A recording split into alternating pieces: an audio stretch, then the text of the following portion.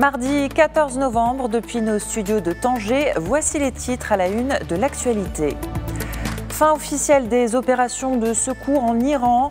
L'annonce des autorités intervient 36 heures après le puissant séisme. Dernier bilan, plus de 400 morts, plus de 7000 blessés. Sur le continent, dernière journée ce mardi du Forum sur la paix et la sécurité en Afrique. Jusqu'à ce soir, les défis sécuritaires continentaux sont discutés à Dakar. Nous ferons le point avec nos correspondants sur place. Et puis cette étude publiée en marge de la COP23 en Allemagne, cette année, les émissions mondiales de gaz à effet de serre issues des énergies fossiles ont augmenté. Nous verrons pourquoi dans cette édition. Bienvenue sur Midi 1 TV.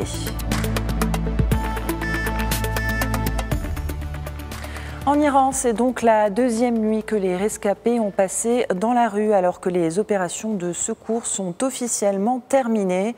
Le dernier bilan du tremblement de terre de ce dimanche s'établirait à au moins 421 morts et plus de 7000 blessés, quasiment tous recensés dans la province de Kermanshah, à la frontière avec l'Irak. Les derniers développements sont signés Soha Aboutar. 3 jours de deuil national ont été décrétés par l'Iran suite au puissant séisme de dimanche soir. Des dizaines de milliers d'Iraniens épargnés par la catastrophe ont passé une deuxième nuit dehors. Bâtiments en ruine, gravats entassés, rues poussiéreuses, la ville de Sareh-Polé-Zahab, ville la plus touchée par le sinistre, semble défigurée. Lundi soir, alors que les opérations de sauvetage étaient pratiquement terminées, le bilan du tremblement de terre d'une magnitude de 7,3 s'établissait à au moins 421 morts et 7370 blessés. Chez le voisin irakien, le bilan officiel du drame était de 8 morts et 336 blessés. Des centaines d'ambulances et des dizaines d'hélicoptères de l'armée participent aux opérations de secours, notamment dans les zones rurales et difficiles d'accès. Les équipes de sauvetage ont envoyé plusieurs dizaines de milliers de tentes, de couvertures, 17 tonnes de riz et 100 000 conserves. Les autorités locales ont indiqué que toutes les routes fermées plus tôt à cause de glissements de terrain avaient été rouvertes dans la province de Kermanshah, mais l'électricité n'avait toujours pas été rétablie. À Darbandikan, localité la plus touchée du côté irakien, les autorités ont appelé les habitants de la zone sud de la ville à quitter les environs, redoutant qu'un barrage n'ait été touché. Selon l'Institut de géophysique de l'Université de Téhéran, le séisme a été suivi par 153 secousses, dont une vingtaine de magnitudes supérieures à 4, avec un maximum de 4,7 sur l'échelle de Richter. Ce n'est pas la première fois que l'Iran fait face à une telle catastrophe. En 1990, le pays connaît un tremblement de terre d'une magnitude de 7,4 qui avait ravagé 27 villes et fait près de 40 000 morts. En décembre 2003, un autre séisme dans la ville historique de Bam avait tué au moins 31 000 personnes. Des épisodes qui restent profondément gravés dans la mémoire collective.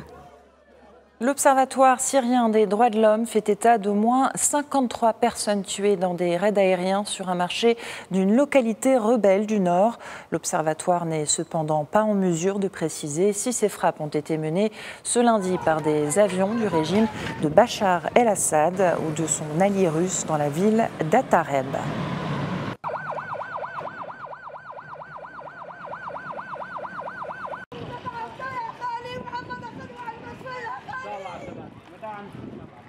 Et au sujet de la Syrie, justement, Vladimir Poutine et Recep Tayyip Erdogan préconisent une avancée du processus politique dans le pays.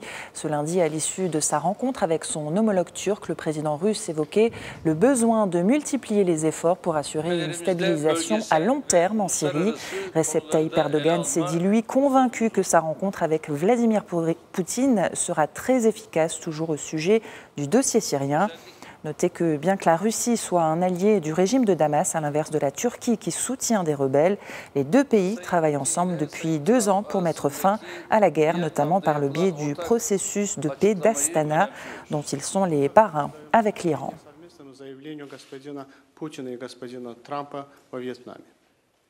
Sur le continent, rendons-nous à Dakar pour faire le point sur le Forum sur la paix et la sécurité en Afrique. La rencontre internationale a débuté ce lundi. Jusqu'à ce soir, les défis sécuritaires continentaux sont passés en revue. Pour les chefs d'État présents, le mot d'ordre reste la mobilisation sur place au Sénégal, à Wadiop et Mbaïndir. Dakar est pour 2 jours la capitale de la paix et de la sécurité en Afrique. Pour le président du Mali, la première parade au terrorisme et la résorption du chômage des jeunes. L'énergie. À Taoussa, on a un projet de seuil régulateur qui va permettre que l'on puisse espérer l'établissement d'industries petites et moyennes. Et cela va nous aider à observer, à résorber un chômage dramatique de la jeunesse, qui dès lors se tourne vers le métier des armes et le cycle reprend. Et pour des solutions intégrées face aux défis sécuritaires du continent, l'esprit de collaboration inter-États reste primordial. But whatever the challenges, we can most successfully address it by working together. Mais peu importe les défis, nous pouvons nous en sortir en travaillant ensemble. Un esprit de collaboration est nécessaire entre tous les pays africains. Mais pour le président de la République du Sénégal, une riposte militaire solidaire et globale est plus qu'urgente. De toute évidence, et en premier lieu, la riposte militaire sur le terrain contre les groupes terroristes est vitale. Il ne faut pas faire la fine bouche. On ne peut pas, avec des fleurs, accueillir ou régler le problème qui se passe sur le Sahel. Il faut régler le problème militaire d'abord. C'est inévitable, donc nous devons aussi assumer cela. Ainsi, pour cette 4e édition du Forum sur la paix et la sécurité en Afrique, il est surtout question de trouver des solutions intégrées pour la paix durable en Afrique. La nouvelle directrice générale de l'UNESCO, Audrey Azoulay, a rendu hommage ce lundi au Maroc pour sa diversité et sa multiculturalité. J'ai grandi entre la France et le Maroc, un pays de diversité, atout exceptionnel qui lui a permis de forger le goût pour la diversité culturelle, a-t-elle affirmé dans son discours d'installation en tant que nouvelle patronne de l'UNESCO. Audrey Azoulay a également rendu hommage à la France qui défend une vision humaniste du monde.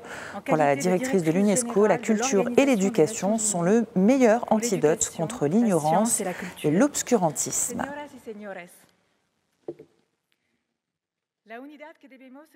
Dans la crise des Rohingyas, le secrétaire général des Nations Unies, Antonio Guterres, conseille à la dirigeante birmane Aung San Suu Kyi de permettre le retour dans son pays des centaines de milliers de réfugiés au Bangladesh. Le chef de l'ONU a rencontré la dirigeante birmane tôt ce mardi matin en marge d'un sommet régional dans la capitale philippine. La pression internationale sur la prix Nobel de la paix se maintient donc.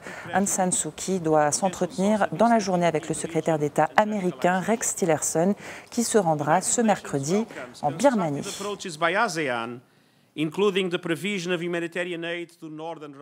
Au Venezuela, aucun accord n'a été trouvé ce lundi lors de la réunion d'une partie des créanciers internationaux.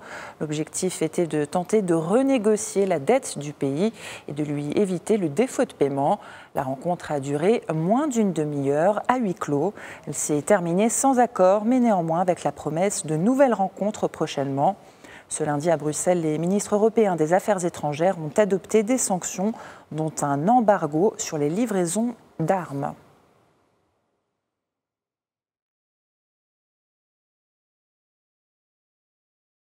Le ministre américain de la Justice, Jeff Sessions, va à nouveau être interrogé ce mardi au Congrès sur l'ingérence russe dans la présidentielle de 2016 et une possible collusion entre Moscou et des membres de l'équipe de campagne de Donald Trump.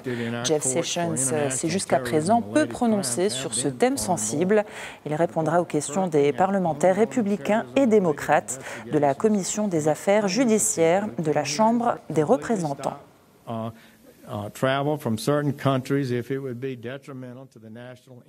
Une page environnement à présent. Le rendez-vous mondial sur les changements climatiques se poursuit en Allemagne. La COP23 est l'occasion de tirer la sonnette d'alarme. C'est le cas de cette étude publiée ce lundi en marge du sommet de Bonn. Le texte souligne la hausse cette année des émissions mondiales de gaz à effet de serre issues des énergies fossiles, des émissions pourtant stables ces 3 dernières années. Explications et réactions avec Fayrouz Bentaleb. Les émissions de CO2 liées à l'industrie et à la combustion d'énergie fossile devraient croître d'environ 2% cette année. par rapport à 2016 et atteindre un record de 36,8 milliards de tonnes après des années 2014 et 2015 relativement stables. C'est ce qu'a souligné le Global Carbon Project dans son 12e bilan annuel réalisé par des scientifiques du monde entier.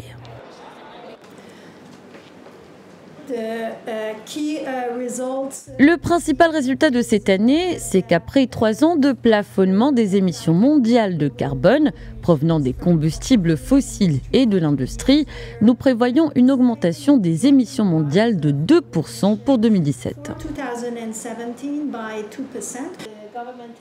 Un constat qui contredit l'objectif fixé par l'accord de Paris en 2015, qui était de garder la température sous 2 degrés Celsius et a fortiori 1,5 degré Celsius. En cause, la Chine, qui a vu sa production industrielle bondir, mais pas seulement. Les États-Unis, tout comme l'Union européenne, font moins bien que les années précédentes. Le dérèglement menace presque 2 fois plus de sites naturels du patrimoine de l'UNESCO qu'il y a 3 ans. Et malgré le désengagement décidé par Donald Trump, des responsables de l'administration américaine étaient présents hier à Bonn pour défendre les énergies fossiles au cours d'une réunion qui a été perturbée par des défenseurs des énergies vertes. Nous pensons qu'il existe une solution rationnelle qui ne force pas les pays à choisir entre l'atténuation, le développement et la sécurité énergétique. Nous allons tenir notre promesse du G20. Nous allons travailler avec les pays qui utilisent les combustibles fossiles de manière plus propre, plus efficace et les aider à déployer des technologies propres, y compris les énergies renouvelables et nucléaires. La communauté internationale réunie à Bonn a jusqu'au vendredi 17 novembre pour s'accorder sur les moyens de mise en œuvre de l'accord de Paris. Demain, la COP23 sera plus politique, avec notamment les allocutions de la chancelière allemande Angela Merkel et du président français Emmanuel Macron. Du sport dans cette matinale avec la qualification de la Suède pour le Mondial 2018. Le 11 suédois a fait match nul contre l'Italie qui est du même coup éliminée. L'Italie, quadruple championne du monde, ne participera pas à un mondial pour la première fois depuis 1958. La Suède retrouve, elle, la Coupe du Monde qu'elle n'avait plus disputée depuis 2006. Et alors qu'il rêvait de finir sa carrière cet été en Russie, Gianluigi Buffon va finalement abandonner l'équipe d'Italie qu'il incarne depuis 20 ans et 175 sélections.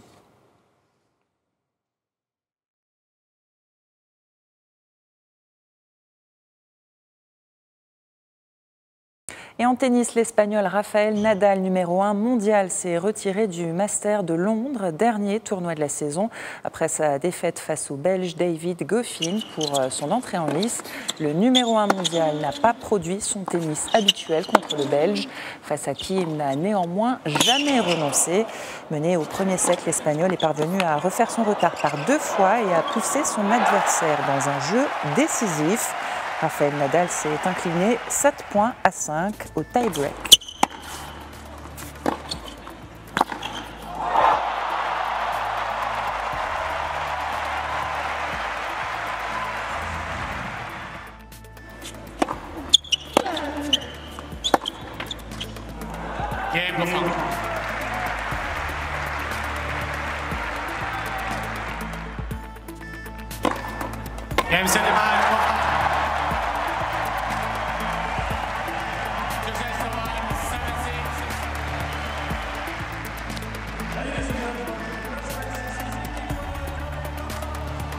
Voilà, c'est la fin de cette édition. Restez sur Medi 1 TV. L'information se poursuit sur notre antenne et sur notre site web medi1tv.com.